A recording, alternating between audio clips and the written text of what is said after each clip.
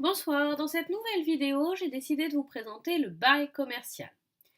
Tout d'abord, qu'est-ce que c'est que le bail commercial? Le bail commercial, c'est le contrat qui est conclu entre un propriétaire et la personne qui souhaite louer un local qu'elle va utiliser pour une activité professionnelle, commerciale ou artisanale.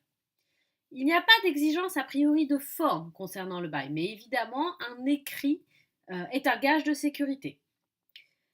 L'activité doit être précisée et il est possible et souhaitable de faire un bail tout commerce. Concernant le contenu du bail, que doit contenir un bail commercial? Il est nécessaire de prévoir la répartition des frais entre le locataire et le propriétaire.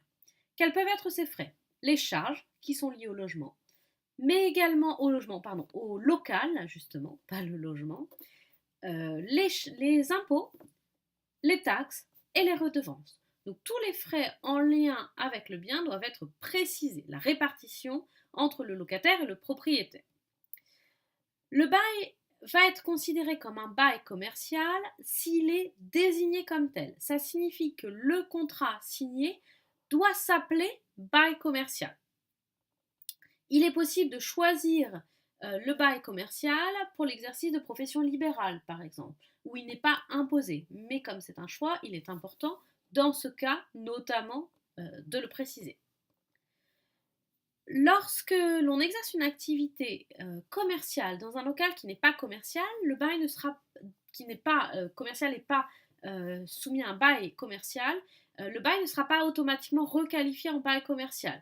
Si vous exercez une activité commerciale dans votre habitation alors que vous avez un bail d'habitation classique qui ne vous y autorise pas, ce que vous risquez, c'est que le bail d'habitation prenne fin, mais non la requalification en bail commercial. Donc attention à ça. Il faut que le local qui soit utilisé soit un local qui soit effectivement affecté à une activité commerciale ou artisanale. Ça signifie que si administrativement il n'est pas enregistré au cadastre pour cela, il faudra faire une modification. Il existe des baux mixtes, donc qui vont permettre à la fois d'habiter dans le bien et d'y exercer une activité commerciale. Pour les baux commerciaux à proprement parler, quelle est leur durée? La durée est de 9 ans minimum, sauf dans deux cas, les locations saisonnières ou les baux dérogatoires. Je vais faire une vidéo sur ces deux cas pour que vous puissiez comparer les deux. Il y a un droit automatique au renouvellement du bail au-delà de la durée prévue, donc 9 ans au minimum. Le locataire peut donner congé à l'expiration d'un délai de 3 ans et pour chaque période de 3 ans. Donc il n'est pas possible de rompre le bail quand on veut. Et dans ce cas, il a un préavis de 6 mois. Il est possible de prévoir que le locataire sera tenu pour une durée plus longue, mais à condition que le bail soit de plus de 9 ans. Ou alors que le bail concerne des locaux dits monovalents, ou que ce soit des locaux à usage exclusif de bureaux, ou que ce soit des locaux de stockage. C'est également le cas pour les locations de résidences de tourisme. Lorsque l'on loue à un professionnel des résidences de tourisme que lui va mettre à disposition de touristes, donc il va le relouer, le bail est de 9 ans sans possibilité de l'écourter. Quel est le montant maintenant pour les baux pour les baux commerciaux? Pour les baux commerciaux, le montant du loyer est libre. Il n'y a pas de réglementation. Il peut exister ce qu'on appelle un pas de porte. Le pas de porte, c'est un espèce de droit d'entrée dans le local. Ce pas de porte peut être demandé lorsque le local est vacant. Lorsque un pas de porte est demandé, il faut être vigilant concernant à la qualification de ce montant dans le bail. Si il est considéré comme un supplément de loyer, alors le locataire pourra le déduire de ses bénéfices sur toute la durée du bail. Néanmoins, s'il est considéré comme une indemnité, il ne peut ni être amorti ni être déduit. Donc attention à la qualification en cas de pas de porte. Concernant les autres, le contenu du bail, le dépôt de garantie maintenant. Le dépôt de garantie n'est pas obligatoire, mais il est quand même souvent demandé par les propriétaires. Il doit être rendu à la fin du bail si le bail est rendu, le local est rendu dans un état satisfaisant. correspondant à l'état d'entrée.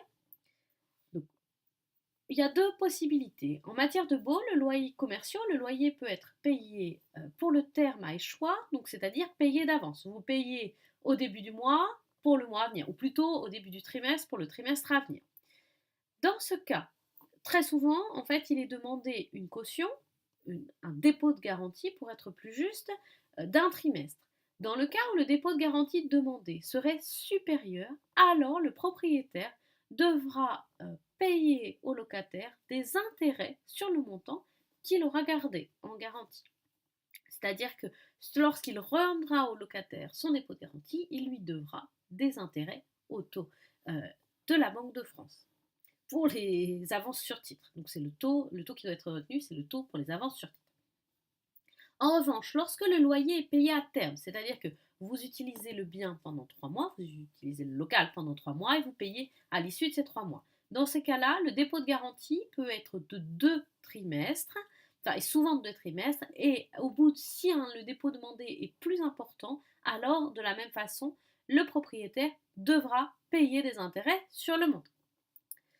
L'état des lieux doit être fait. Il peut être donc un état des lieux d'entrée et un état des lieux de sortie. À défaut d'état des lieux d'entrée, le bien est considéré comme ayant été reçu en bon état de location.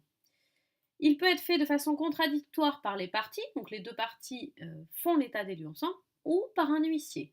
Lorsqu'il est rédigé par un huissier, alors le propriétaire et le locataire se partagent les frais. Donc, ils sont obligatoires notamment depuis le 20 juin 2014, pour les baux signés après cette date. Également, pour les locaux de plus de 2000 mètres carrés, il existe désormais l'annexe verte. Qu'est-ce que c'est que l'annexe verte? C'est un descriptif énergétique des équipements loués et du bâtiment. Également, il faut préciser la consommation réelle en eau et en énergie. Enfin, il faut préciser la quantité de déchets générés. Il est possible dans cette annexe verte également d'inclure des obligations en termes de consommation énergétique pour le locataire. Voilà pour cette présentation du bail commercial. Je vais vous présenter également dans cette playlist une vidéo sur le bail dérogatoire et le bail saisonnier, mais également une vidéo sur les baux professionnels. Je vous rappelle mes coordonnées et je vous dis à bientôt.